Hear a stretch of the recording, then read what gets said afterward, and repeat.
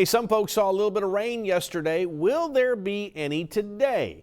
Sharon Ray has the answer for us. You know, yesterday that shower thunderstorm over the airport dumped a quick ½ inch of rain, and that was a very isolated area all the way up through about west of Portland. Today, they could see a few of those popping up again, but not too many. Outside right now, though, it's still dry, and temperatures are in the upper 70s and low 80s. The wind's fairly light, except right at the coast at 14 miles an hour at Port Aransas with a partly cloudy sky. Now, as we go out the door today, again, isolated shower or thunderstorm possible, but much of us are going to have a dry day and hot.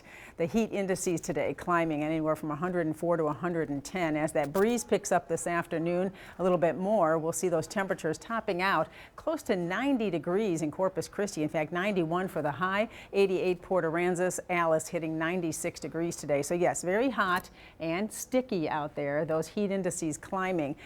This is the feels like forecast. That's what we talk about, the heat index. And you can see how that humidity makes a difference. It's going to make it feel a lot hotter out there with the heat index at 4 o'clock at 107 in Kingsville, 106 at Corpus Christi, Sinton, and Beeville. So we are looking at a much better chance of rain as we get into tomorrow and Thursday. And the reason for that are a couple of things. First of all, we have a cold front coming in from the north. You can see the showers and storms forming along that boundary. As this moves to the south, we may see this cluster of storms redevelop late today and move into our area tonight. That's a possibility.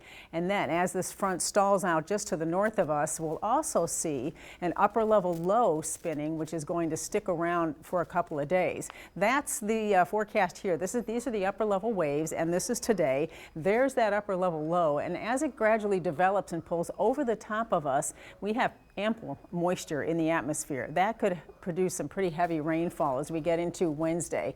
Thursday, that starts to weaken a little bit and starts pulling back to the north Friday, and rain chances will decrease, and the weekend is looking drier, mainly because we have, first of all, the main low pulls out of here, and secondly, this weekend we've got that dry Saharan dust layer that's forecast to come in.